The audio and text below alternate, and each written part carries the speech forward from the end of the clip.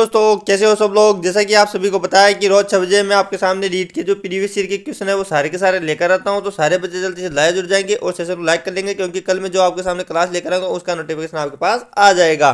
तो करते हैं अपने प्रीवियस ईयर क्वेश्चन की शुरुआत। और पहला क्वेश्चन आपके सामने, रामसार वन विहार अभ्यारण्य राजस्थान के किस जिले में अवस्थित है। क्या बताना है कि रामसागर वन विहार अभ्यारण्य राजस्थान के किस जिले में स्थित है।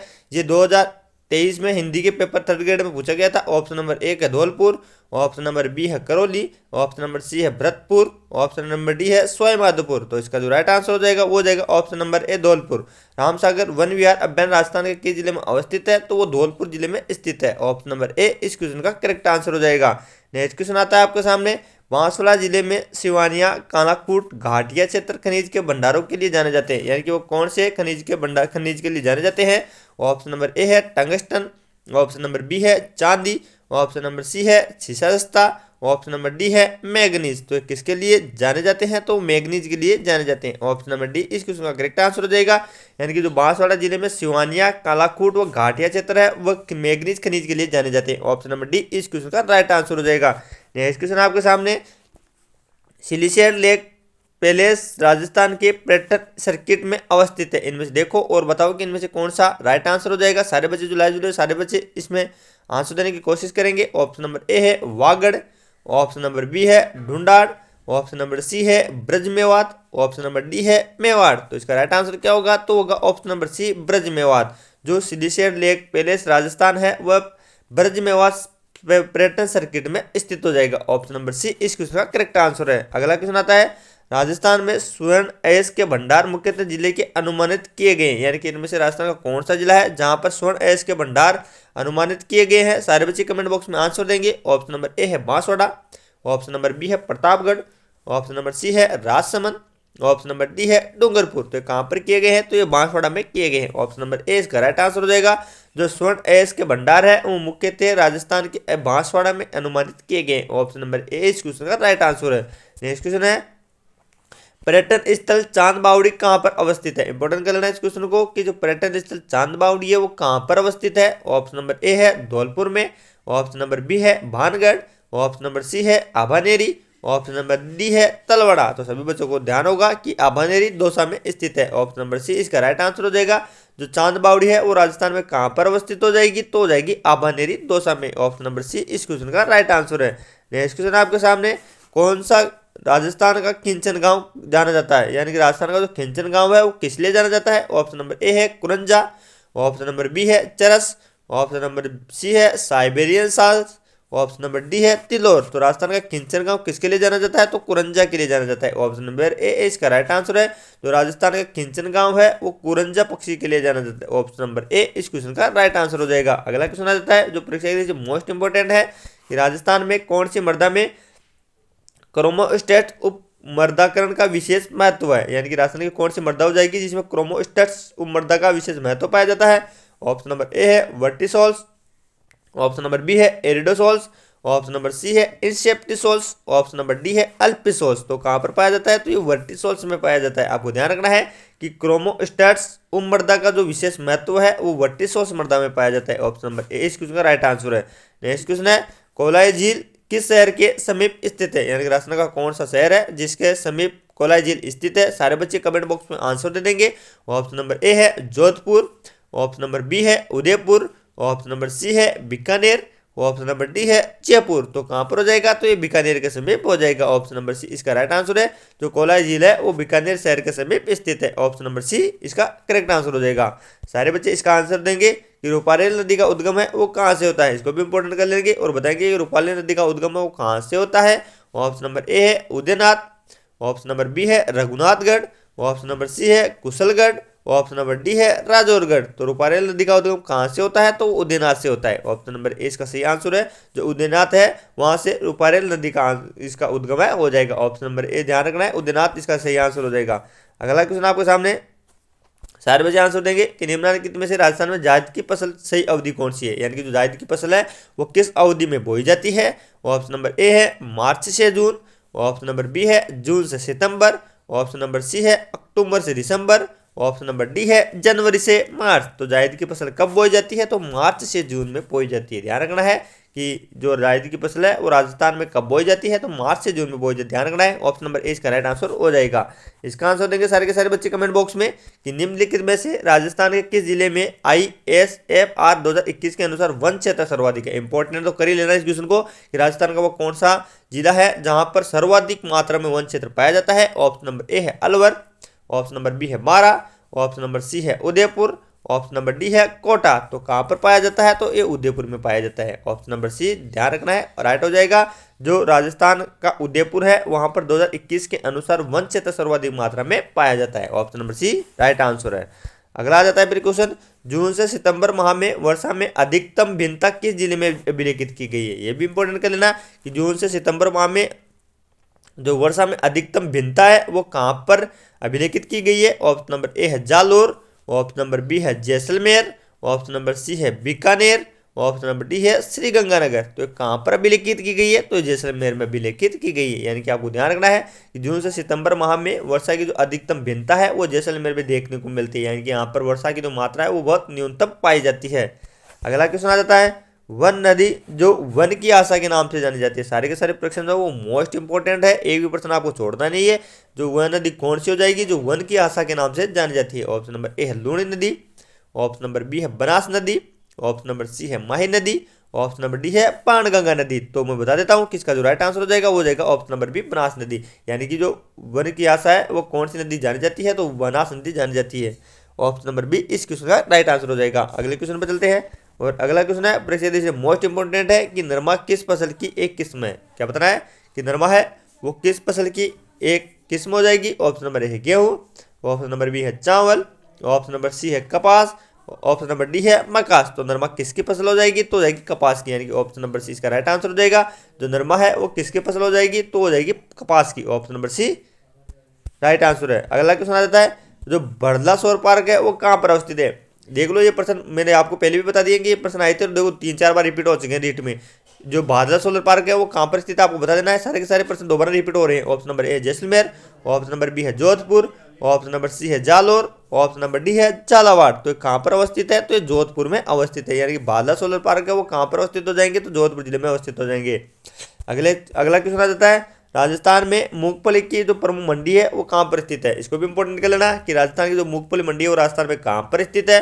ऑप्शन नंबर ए है बीकानेर, ऑप्शन नंबर बी है भीलवाड़ा, ऑप्शन नंबर सी है उदयपुर, ऑप्शन नंबर डी है अलवर। तो राजस्थान में मूंगफली की फसल मंडी कहाँ पर स्थित हो जाएगी, तो हो जाएगी जोधपुर में। ऑप्शन नंबर जो जोधपुर है उसका राइट, बीकानेर है उसका राइट आंसर। सॉरी दोस्तों, जो इसका राइट आंसर होगा बीकानेर। यानी राजस्थान में मूंगफली की प्रमुख मंडी कहाँ पर स्थित हो जाएगी, तो बीकानेर में अवस्थित होगी। ध्यान रखना है, ऑप्शन नंबर ए इसका राइट आंसर हो जाएगा। ये क्वेश्चन आपके सामने कि निम्न में से राजस्थान के किस स्थान पर प्रथम मसाला पार्क की स्थापना की गई। मोस्ट इंपोर्टेंट है कि राजस्थान का वो कौन सा जिला है जहां पर प्रथम मसाला पार्क की स्थापना की गई थी। Option number A Jalore, option number B है जोधपुर, ऑप्शन नंबर सी है कोटा, ऑप्शन नंबर डी है बीकानेर। सभी बच्चे जल्दी जल्दी कमेंट बॉक्स में आंसर दे देंगे कि प्रथम मसाला पार्क वो कहां पर स्थापित किया गया था, तो वो किया गया था जोधपुर में। ऑप्शन नंबर बी ध्यान रखना है, option number B right answer हो जाएगा।